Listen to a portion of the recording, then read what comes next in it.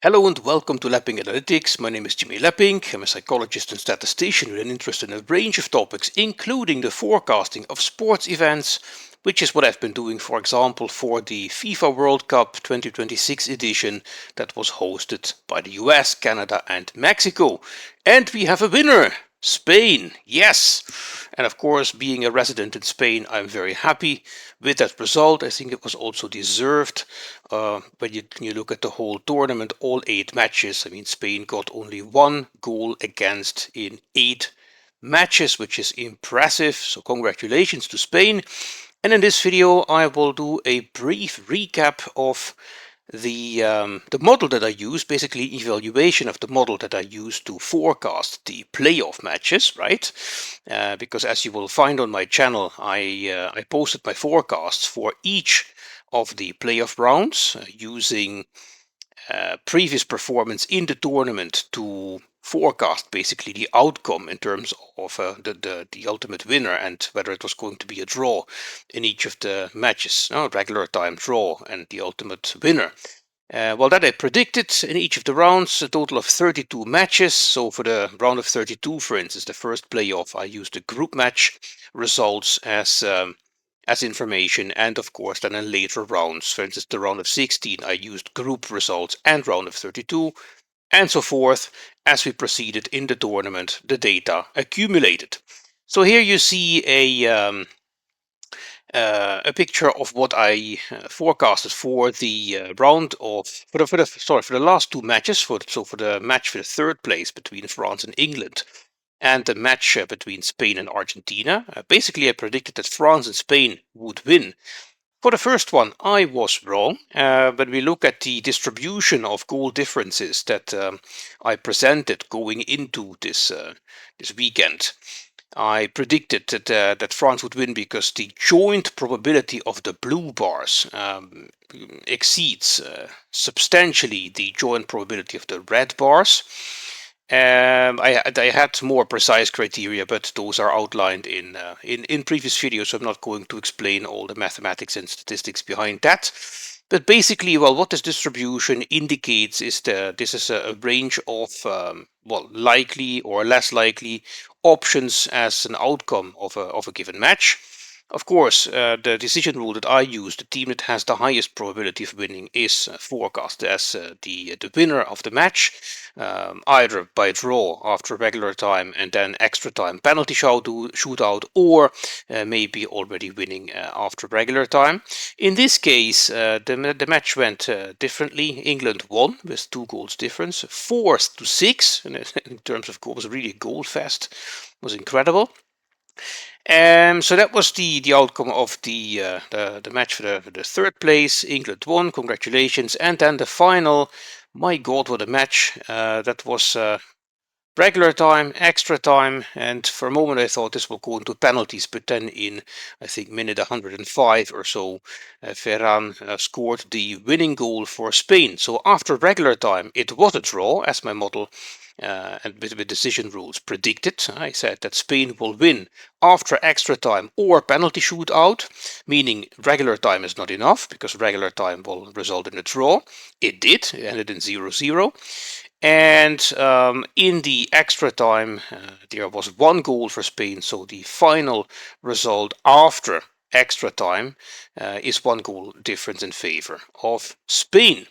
So, but you see, those models are not always right, but that's what I've been saying since the beginning of sharing my forecasts, both for this tournament and for other tournaments where I shot similar videos. More than anything, this model indicates a range of possible outcomes, and yes, I assign a winner, forecast winner, based on the higher probability of the 2 teams, but still these probabilities indicate that a match can go in different directions. I mean, this is not, let's say, the prediction for France versus Luxembourg or Spain versus Liechtenstein. That would probably result in a clear win for France in the one match and for Spain in the other. Here we're talking about the last matches in the tournament where teams are, you could say, pretty equal, or well, the differences between teams, of course, are smaller and smaller as we proceed in the tournament. So it's more difficult to get the winner correct. There's more uncertainty around the outcome that one team takes the win.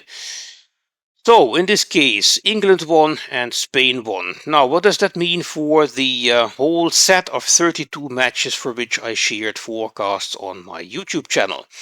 In green, you see the matches where I had the winner correct, and in yellow, you see the matches where I did not have the winner correct. So, in a total of 23 out of 32 matches, I correctly indicated I correctly predicted the winner.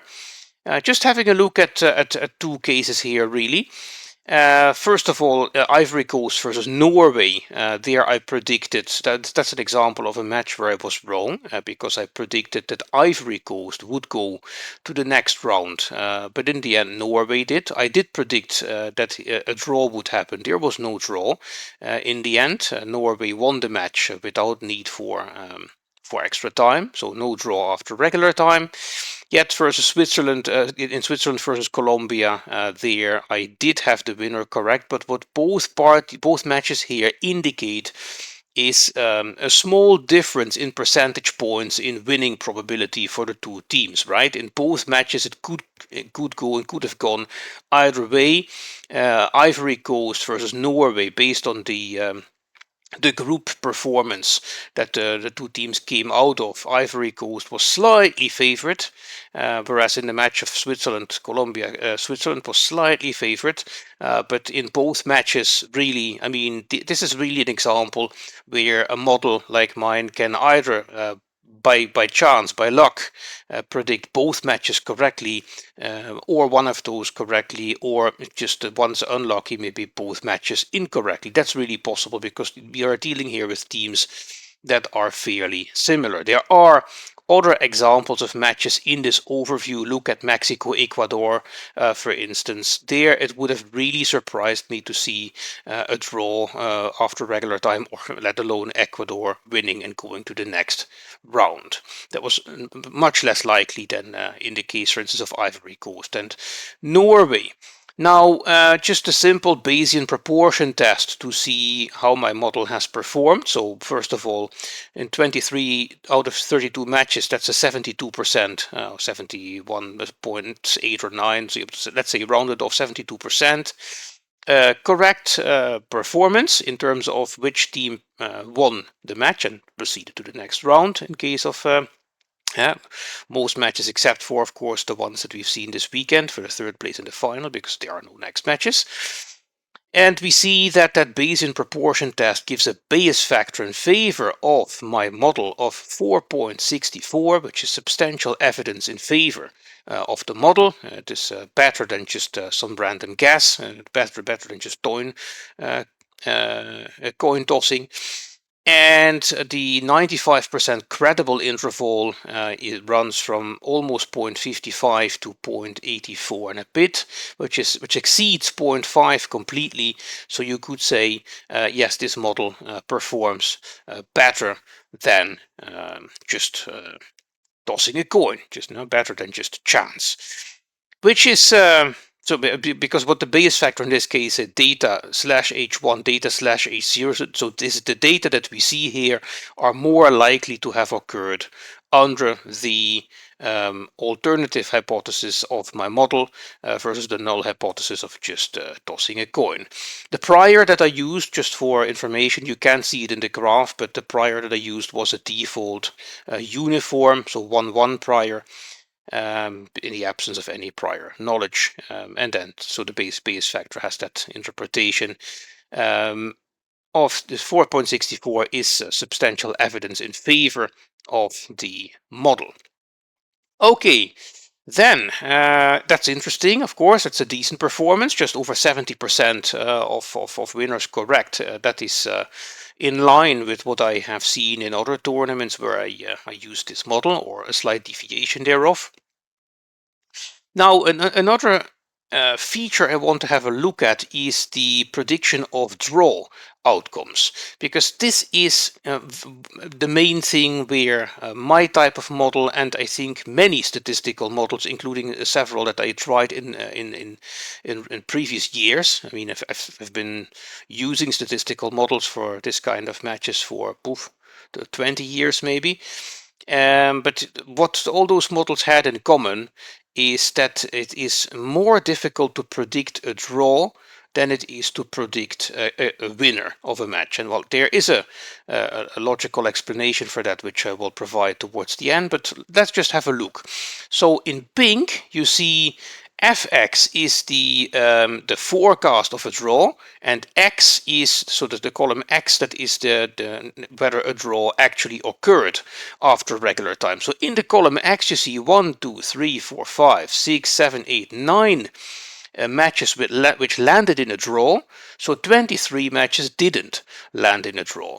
I predicted the outcome, of course, before the match was known, and you see that there is some overlap. In some cases I did correctly predict, yes, a draw, and there was indeed a draw. In many more cases I said there is not going to be a draw, and there wasn't a draw. But you see also some mismatches, and we're going to have a look at those mismatches in a moment, because those are interesting. Now, what does that just mean for my overall performance? Now, there are 32 matches.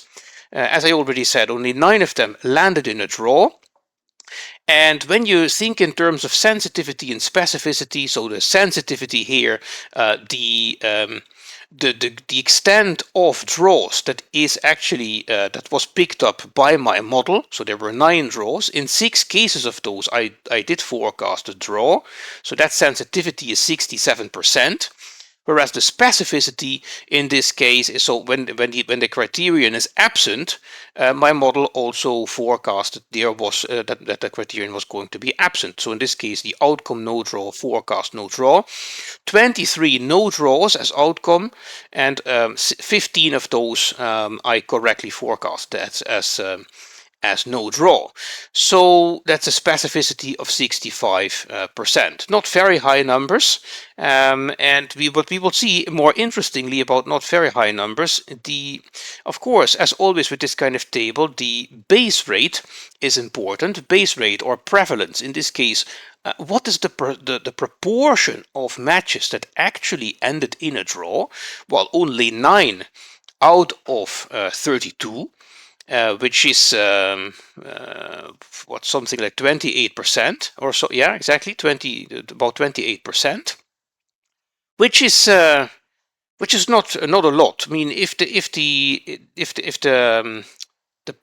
base rate was 50-50, so 50 outcomes no draw, 50% outcomes draw, so 16 matches no draw, 16 draw as outcomes, then the sensitivity and specificity would have also been indicative directly for the negative and positive predictive power. What are those? The negative predictive power is, okay, I predicted a no draw outcome in 18 matches, and in 15 of those, indeed, the outcome was a no draw. So that is a negative predictive power of 83%. So in all the cases where I said there is not going to be a draw, well, in 83% of those, 15 out of 18, indeed there was no draw after regular time. However, given the relatively low prevalence of draw outcomes, we see that given the sensitivity and specificity of the model, the positive predictive power of my model is disappointing. That is only 43%, which is to say, I predicted a draw in 14 cases, and in only 6 of those, a draw actually occurred after regular time, meaning that in more than half of the cases where my model forecast the draw, there was no draw after regular time in the end.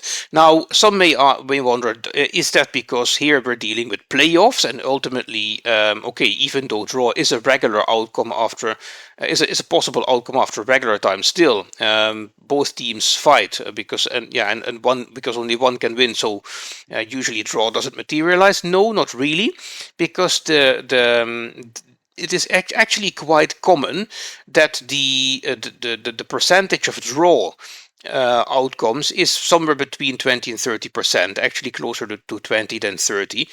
So it is always a lower proportion of outcomes of the total set of outcomes, because of course keep in mind the 23 no draw outcomes, that is divided over always two teams, because there are two teams competing.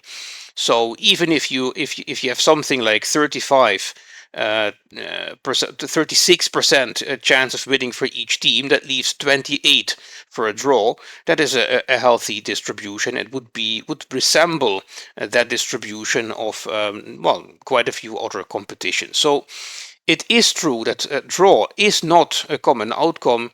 And well, if then your sensitivity and specificity are as they are in my model, then it's easier to get a positive predictive power, which is below 50%, which is, so it's basically, the conclusion is it is easier to predict a winner in a match than a draw, right? That is more difficult.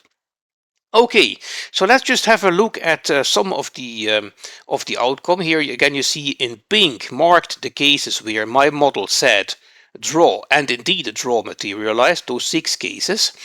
Now, what you see in those 6 cases is that the last column on the right, WD, that is the percentage of difference in winning probability, for the percentage point difference in winning probability of the two teams. Um, Remember that in my case, I said that, okay, if that difference is smaller than 10%, or the joint probability of the two least likely scenarios exceeds 55%, then I forecast a draw. That worked out in 6 cases.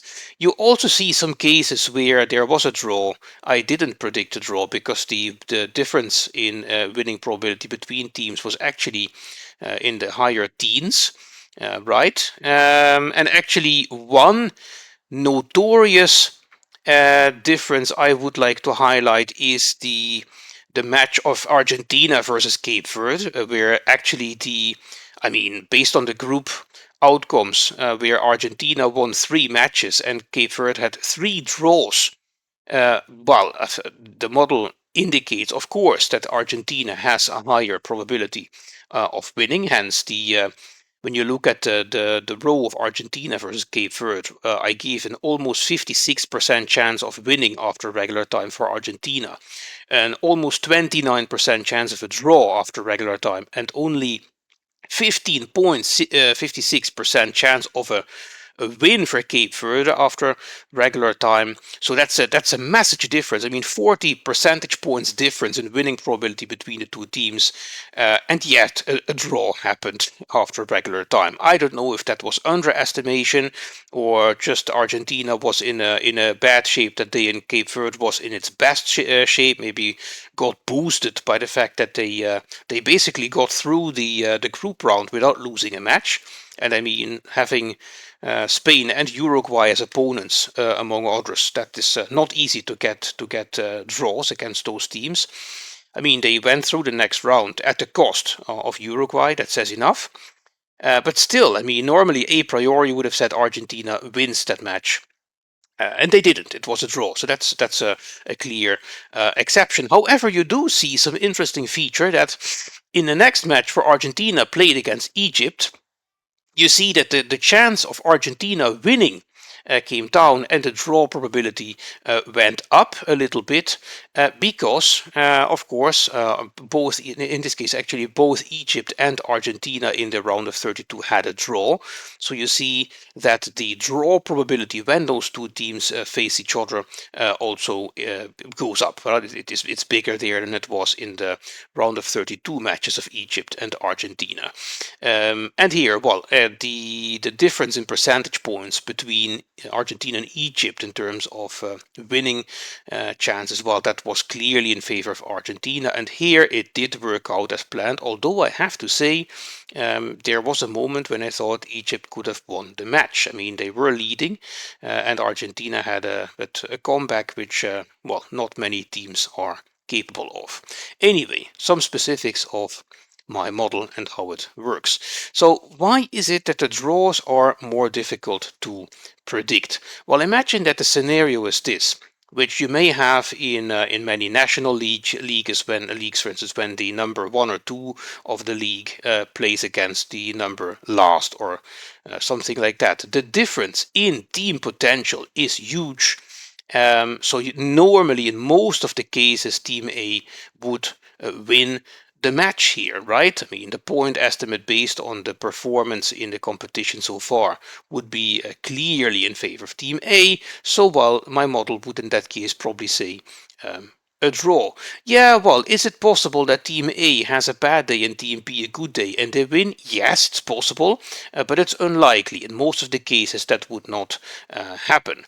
A draw, could it happen? Yeah, well, that could. It's always possible. But again, normally, given the performance in the competition so far with this kind of outcomes, I would say Team A wins. The same you would see in qualification leagues, or qualification competitions for, let's say, the European Championship or the World Championship. Soccer, for instance, you have massive differences between teams in FIFA ranking based on their past performance. So if Team A is a team relatively on top of the ranking and Team B relatively low, of course, usually Team A will win. My model will forecast that, and most of the time that model will be correct. However, imagine the situation is like this, which is of course more often the case in playoff rounds in a World Championship or in a European Championship or a South American Championship, for instance. No, so here is where it gets difficult because, well, the point estimates are close. So you would say, my model would say, yes, it's a draw. But, well, if Team A has a good day and Team B not, then Team A will in the end win. And if Team B has an above average day and Team A has a relatively poor day, well, then Team B will win. So it can go in all different directions. There is a lot of uncertainty always around those point estimates.